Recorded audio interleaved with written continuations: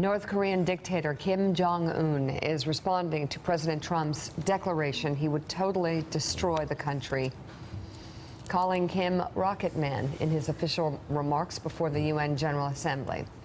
In a lengthy statement to Korean Central News Agency, Kim described Trump as a frightened dog and said this: "I'm now thinking hard about what response he could have expected when he allowed such eccentric words to trip off his tongue.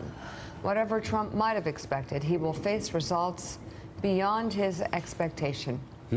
I will surely and definitely tame the mentally deranged U.S. dotard with fire." A dotard is defined as a weak or senile old person. Wow. President Trump tweeted just moments ago, quote, Here we go. This is unbelievable. This is like ping pong. This is like Twitter Kim ping pong. Jong-un with nuclear of North weapons. With Korea, nuclear weapons, yes. who is obviously a madman who doesn't mind starving or killing his people, will be tested like never before. Okay. Okay, Donald. Now we get it. You know what? Okay. Seriously. Okay. You are not a child. You're a 7-year-old man.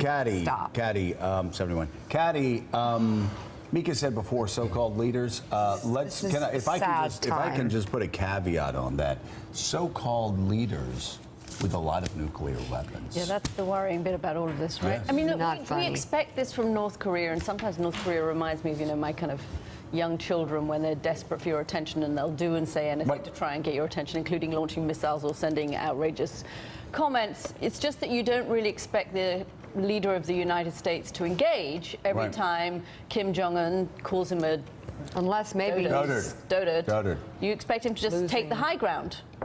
Because actually all you're doing is giving him more attention. Giving him what he wants. Exactly what you're giving him what he wants. Exactly. And you're giving him more and more of an excuse to try and actually do something with those toys. And provoke, and Donald Trump, this morning, the president, has done it again, and now he's going to respond. This was the concern during the presidential campaign, because we're not talking about little Marco or low energy Jeb anymore. When Donald would insult on Twitter and give nicknames to people, people said, what happens if he wins and he's president of the United States and the stakes are higher? And it's not just calling somebody a bad name, but you're provoking and antagonizing somebody who's developing a nuclear weapons program. Well, here we are.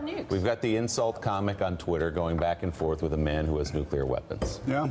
Who's referring to him now as the U.S. dotard. Dotard. And actually, I mean, what's odd about this is there is a kind of push at the moment. We had America announcing more sanctions yesterday. The EU announced more sanctions yesterday as well. There is a kind of diplomatic push to try and see if we could have one last-ditch effort on the sanctions. So things are happening that are good on North Korea at the moment.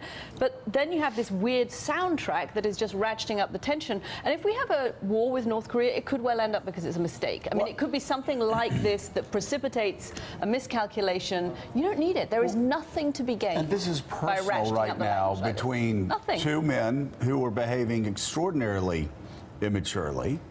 And, Harold, when you're running the most powerful country on the planet, you don't have to respond to insults. I mean, I think we've all learned this in, public life. Some pretty crazy things can be out there. You let it go, because you know that just responding elevates somebody that's just yapping to try to get your attention.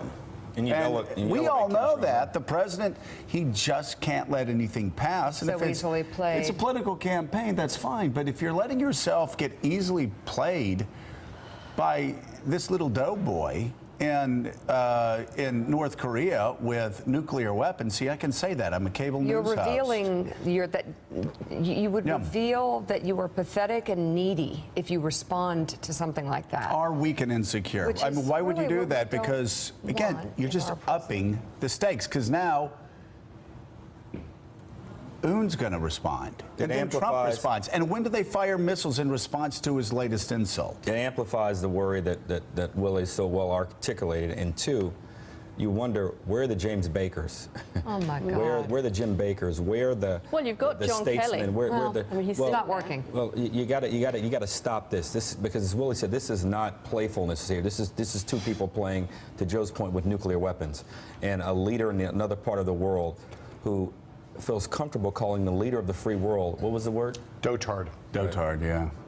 We're in a different space. I'm 47. I've never seen anything like that. No, he's got to stop. People have got to get him to stop. Up next. When you're talking about North Korea nuclear weapons, tone it down.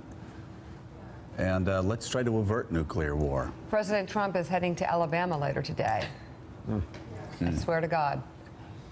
To push his pick for Jeff Sessions' Senate Something seat. wrong with Alabama? I wish I were going to Alabama today. And it's putting Alabama and Vandy this weekend, huh?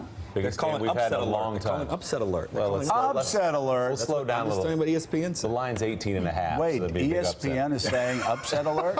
They said upset alert yesterday. Yeah. Remember we went down there a couple years ago? That was great. We had a Tuscaloosa. great time. We should have gone this. What are we doing? It's Tuscaloosa. Why are you guys not going to that game? Don't go to black. I'm Just go talking to about black. Tuscaloosa. Don't even Go to think black. about it. Who do you Is think you should Tuscaloosa listen not to an right amazing now? place? I love Tuscaloosa. I would suggest SEC towns, Tuscaloosa, Oxford, Nashville, Athens.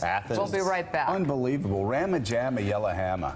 Thanks for checking out MSNBC on YouTube, and make sure you subscribe to stay up to date on the day's biggest stories. And you can click on any of the videos around us to watch more from Morning Joe and MSNBC. Thanks so much for watching.